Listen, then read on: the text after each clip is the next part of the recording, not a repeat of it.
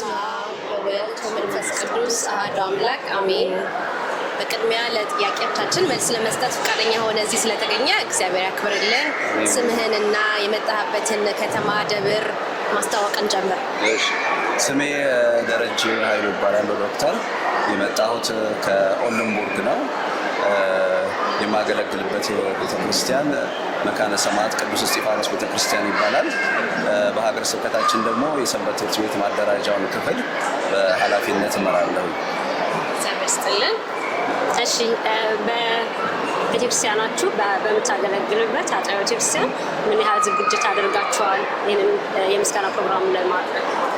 በእኛ አጥቢያ ከባለፈው ዓመት በተሻለ መልኩ ምዕመናንን ቀስቅሰን በተገኘው የትራንስፖርት አማራጭ ወደዚህ ለመምጣት ብዙ ምዕመናን መጥተዋል ብለን እናስባለን።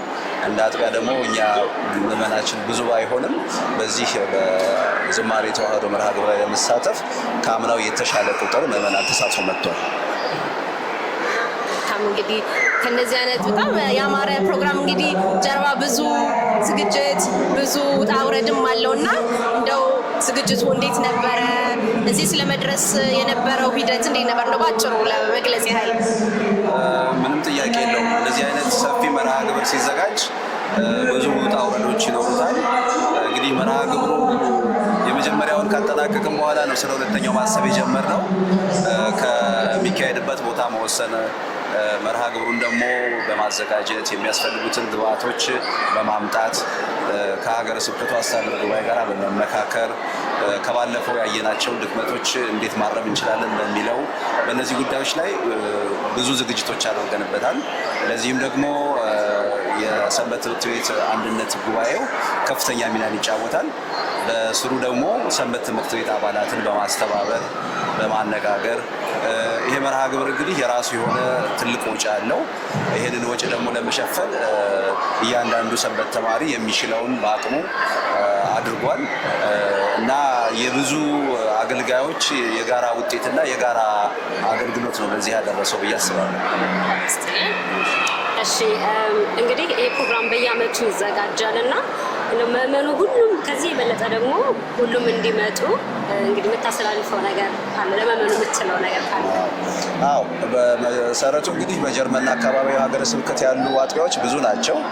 በሀገር ደረጃ ወደ 5 ሀገራት አሉ። በአጥቢያ ደረጃ ደግሞ ወደ 45 የሚጠጉ አጥቢያዎች አሉ።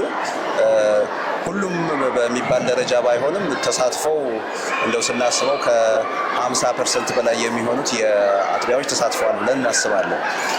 እርግጥ ነው ምዕመናን እነዚህ ብቻ አይደሉም። በአጥቢያው ውስጥ ከፍተኛ እንቅስቃሴ እና ማስተዋወቅ ስራ ይጠይቃል። የተለያዩ አመለካከቶች አሉ በመርሃ ግብሩ ዙሪያ። ዋናው ነገር ግን ይሄ መርሃ ግብር የሰንበት ትምህርት ቤቶች አንድነት ቀንን የምናከብርበት ነው። ከዛ ባሻገር ደግሞ ዝማሬ ተዋህዶ ብለን የጀመረው መርሃ ግብር ከባለፈው ዓመት ጀምሮ ከዚህ ቀን ጋር አብሮ ይውላል። እኛ ትልቁ ዓላማችን በሀገረ ስብከቱ ስር ያሉ አገልጋዮች የአገልግሎት ህብረትን ማምጣት ነው።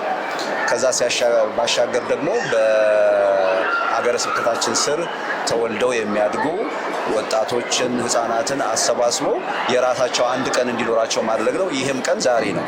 ስለዚህ ሁሉም አጥቢያ በሚባል ደረጃ መርሃ ግብሩን ለማሻሻል የጎደለውን ለመሙላት የራሳቸውን ሀሳብ ማዋጣት ይችላሉ።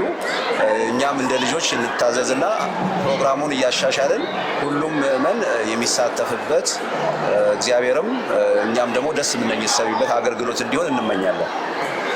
እናመሰግናለን ዶክተር። እንግዲህ ለጥያቄያችን መልስ ለመስጠት ፈቃደኛ ሆነ እዚህ ስለተገኘ እግዚአብሔር ያክብርልን። መልካም አገልግሎት፣ መልካም ፕሮግራም ይሁንልን። እናመሰግናለን።